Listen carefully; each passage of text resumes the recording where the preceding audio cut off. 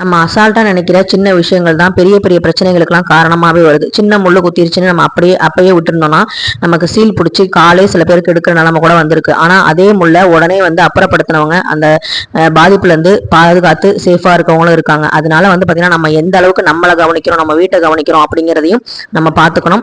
இது பாத்தீங்கன்னா ஒரு மாசமா இந்த கண்ணாடி உடஞ்சு விரிசல் விட்டு இருந்துச்சு. காக்கா கொத்தி கொத்தி இந்த கண்ணாடி உடஞ்சிருந்துச்சு.